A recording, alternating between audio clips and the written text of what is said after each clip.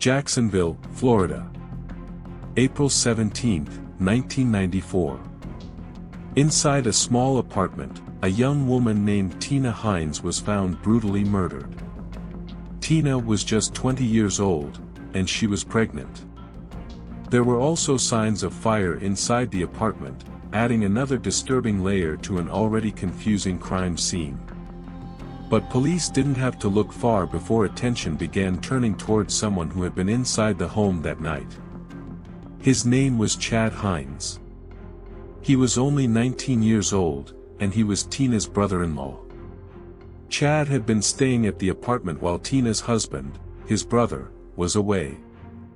Chad told investigators that he had gone out that night and returned home in the early morning hours.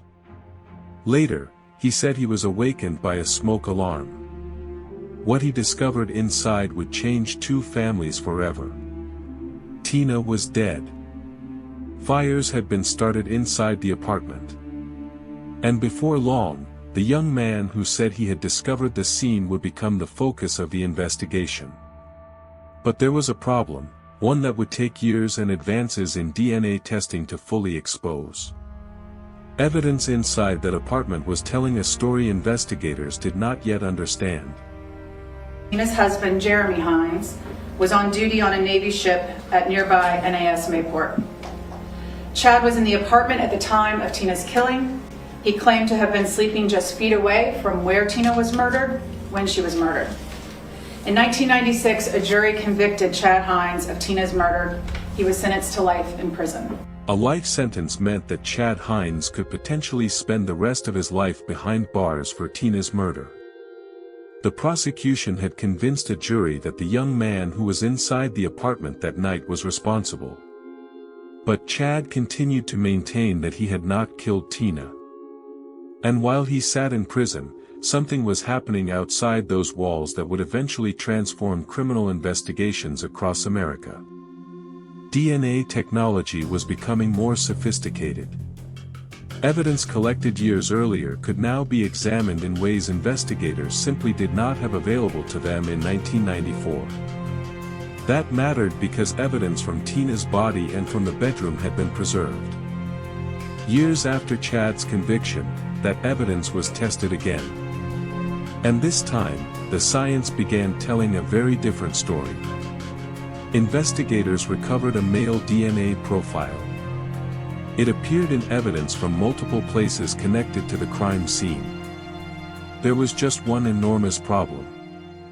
The DNA wasn't Chad Heins. And it didn't belong to Tina's husband either.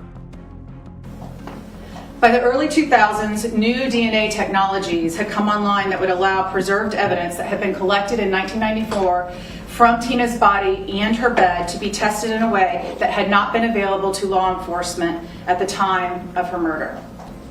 Using this advanced and more sophisticated technology, post-conviction testing on this evidence began.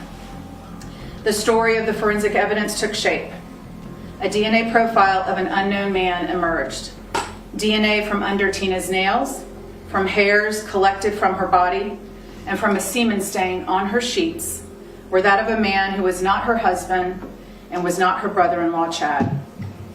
That DNA profile was uploaded into CODIS, a national DNA database. The unknown DNA profile ran weekly for years without a hit. No match. That unknown DNA profile changed the meaning of the evidence. Chad had already spent years in prison, convicted of Tina's murder. But now investigators had biological evidence connected to the crime scene that pointed to another unidentified man. The profile was entered into CODIS, the national DNA database. Week after week, investigators waited for the system to identify a match. Nothing. Investigators compared the profile against other people connected to Tina and the case. Still, the identity of the unknown man remained a mystery. But for Chad, the DNA evidence had already raised a much more immediate question: how could his murder conviction stand when biological evidence from the crime scene pointed somewhere else? In 2007, after more than a decade behind bars, the state of Florida dismissed the case against Chad Heins. He was finally free. But Tina's murder was not solved. And the DNA belonging to the unknown man would remain unidentified for years. A hit. No match. Investigators interviewed countless people associated in both large ways and small ways with Tina Heins. They collected DNA from each of those people and compared that DNA to this unknown DNA profile to no avail. No match. In 2007, based on this DNA evidence, the state of Florida dismissed the case against Chad Heins. But we continued to seek to determine the donor of the unidentified DNA. This DNA profile would remain unidentified for the next 15 years. 15 years. Investigators had a DNA profile. They knew it didn't belong to Chad. They knew it didn't belong to Tina's husband. But they still didn't know whose DNA it was. For Chad, the evidence had helped restore his freedom. For Tina's family, however, the most important question remained unanswered. Who killed Tina Heins? The case didn't disappear. Neither did the unidentified DNA. As forensic technology continued to advance, investigators gained new ways to revisit evidence from crimes that had gone cold decades earlier. And eventually, Tina's case received another look. More than 30 years after she was killed, investigators announced a development that once seemed almost impossible. The unidentified DNA finally had a name. And the man investigators were now looking at was not Chad Heins. In 2021, after the breakthrough in the Golden State Killer case, we sent, at the recommendation of the Florida Department of Law Enforcement, what little DNA remained in this case to a lab in Texas, whose work was known to be highly successful in the identification of individual profiles from minute amounts of DNA, which was the case here. A profile was developed and the lab began genetic genealogy searches. Through genetic genealogy, Othram Labs identified a likely match. Our detectives and forensic experts confirmed the match. Michael Shane Ziegler. Michael Shane Ziegler is now 52 years old. He was living with his mother outside of Atlanta, Georgia. He is a retired merchant marine. We learned that in 1994, Michael Ziegler was here in the Navy, stationed at Mayport aboard the USS Lady Gulf. Michael Ziegler wasn't simply a name that appeared in a DNA search. Investigators began looking into who he was and where he had been in 1994. They learned that, like Tina's husband Jeremy, Ziegler had been serving in the Navy at Mayport. But then came a detail that made the discovery even more striking. According to investigators, Michael Ziegler was not a stranger to Tina. He was a close friend of her husband. In fact, authorities said Ziegler had been present when Tina and Jeremy were married at the courthouse just 5 months before Tina was killed. For decades, the DNA profile had been unidentified. Now investigators weren't looking at an unknown stranger anymore. They were looking at someone who had already been inside the couple's circle. But identifying a DNA match and proving a murder case are not the same thing.